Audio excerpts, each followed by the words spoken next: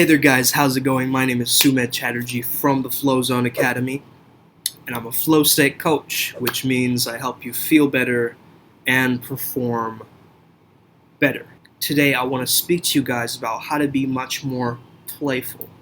Now you can't serious your way to playful, okay? It's a process of letting go, it's a process of getting into the theta waves of things, and I say that because we used to be in theta waves quite a lot when we were children.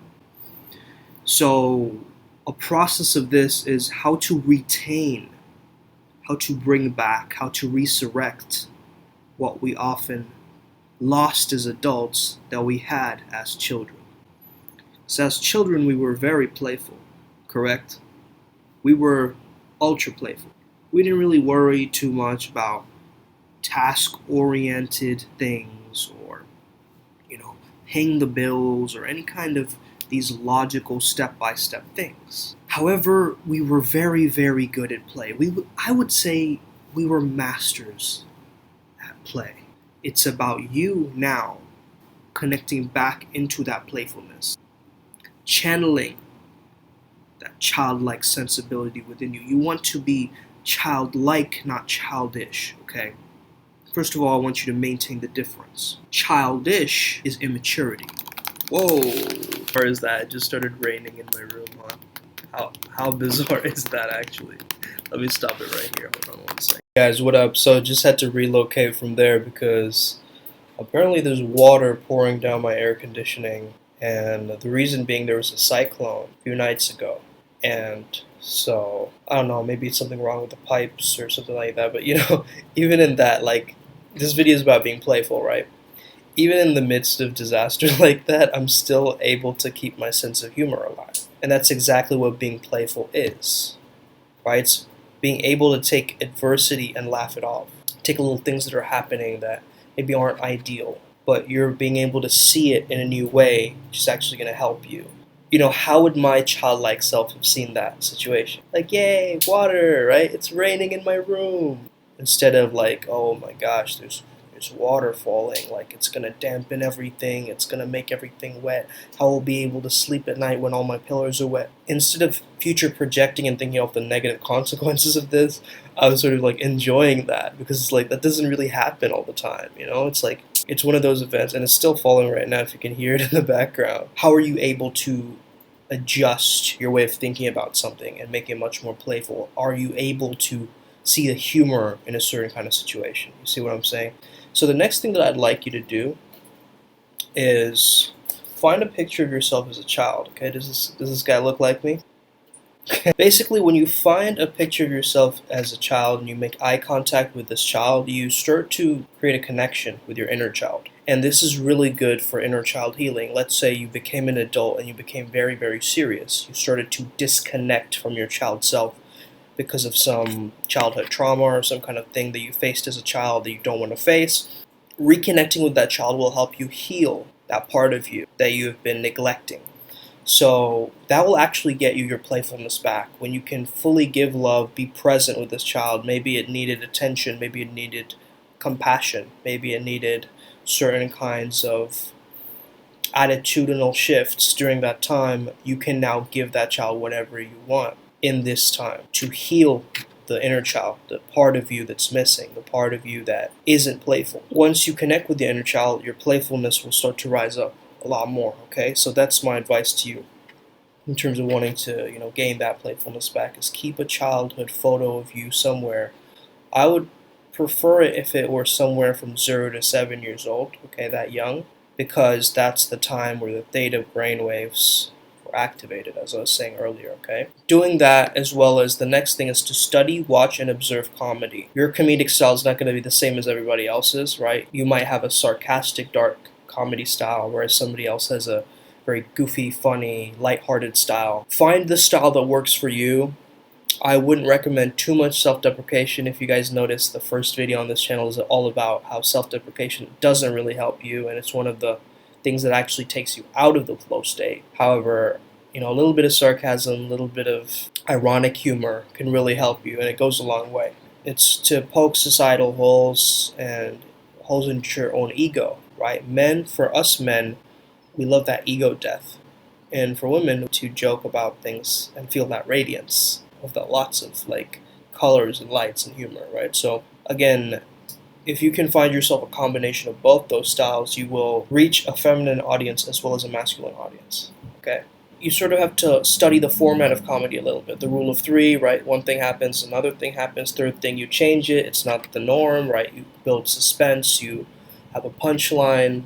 So study the format of comedy. I think that can really help. You know, for me personally, I love to imitate voices and mimic voices ever since I was a child. That moment you realize that Morgan Freeman is really a white boy. So I used to watch lots of different cartoons. The Simpsons, Homer, oh, like Family Guy. Oh, Peanut. Stop milling around. I used to watch Scooby-Doo. I used to watch Ed and Ed Boss. Learn and study something new. And when you find little interesting quotes or witty phrases or lines, just write them down. If you can keep a track on your phone or iPad or anywhere, whenever you get an idea or in a small notepad somewhere, you'll retain it better. You shouldn't be focusing on what in social dynamics they call it self-amusement. And with any kind of flirting, again, it's not a logical process, right? So you don't want to focus too much on the self-amusement, which is, again, it is valid for a certain context. Like, you want to make yourself laugh. You want to... Oh, wow! It's a mountain shellfish! Never seen one in the wild before! change your mood around, in a sense, right? You want to control your sense of state, your internal state, and you want to self-amuse. But this is more about, if you're in a group of people or if you're within, maybe you're talking to somebody else, you want to create a we amusement, okay, or a group amusement or a teamwork amusement. You can even make it like superhero and sidekick amusement, right? So two people together, and you guys have this kind of inside joke, and nobody else knows what the heck you guys are talking about. At the same time, you're kind of keeping this playful banter going on. Like, you could even do this to just, say hi to someone. Hey, what's up? You look kind of bored, so I thought I'd come over here and amuse myself. Okay, so that's the kind of rule of three that I was talking about earlier. There's also this concept of push-pull, right? So you want to push someone away with a teasing value, and then you want to pull them towards you. Oh, it smells like your mamma mia, pizzeria. It smells like the baby. It's like, if you remember that cartoon, He Loves Me Not, with the little flower, the little girl who's like pulling the flower petals. That's kind of how you want to imagine that. Passion is really engagement. You're engaged, you're fully engaged with yourself. So I often think that turning your phone off or keeping it on silent mode when you are in a public, gathering or a group of people where you have to be social and have to be present and engaged, I often would push myself to actually turn it on airplane mode, because you can be like everybody else and ask, like, where's the Wi-Fi? It's training your muscle of playfulness, you see. Whenever you find opportunities to be playful, you want to hop on those opportunities as much as you can. Also, you want to have a bit of a stoic mindset when it comes down to this. It's like, you're happy, you're fulfilled, you're pursuing your goals from a grounded and fulfilled place. Oftentimes having what I like to call shame-attacking activities, okay? Shame-attacking activities was introduced by a psychologist, Albert Ellis, okay? Doing little silly things can often get you to break that pattern of, are others judging you, that judgment fatigue.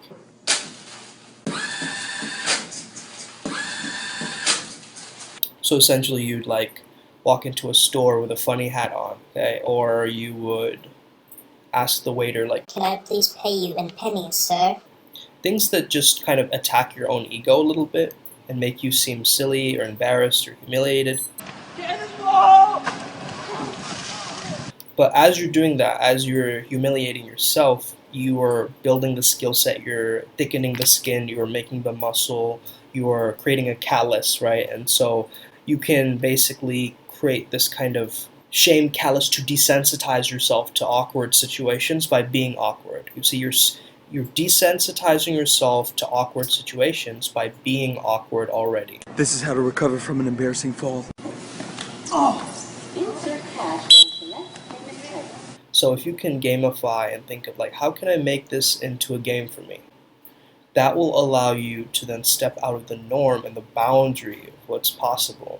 And when you can gamify certain situations, then it can become fun for you. Because think about every video game you played, right? You have the right level of challenge. That's why it's keeping you in the zone. That's why it's keeping you in the flow state. And when you can play, it's very attractive and it's very magnetic, and you'll be able to flow with it. So yeah, I hope you guys enjoyed this video. It's a little bit different video. I hope to see you guys next time. Sorry for releasing all these videos in a row, but as you know, I post daily videos, and I couldn't post for 2 days, so I'm giving you guys more content. And yeah, I hope you're happy with it. I hope you're learning a lot. Have an amazing day. May the flow be with you, and stay legendary.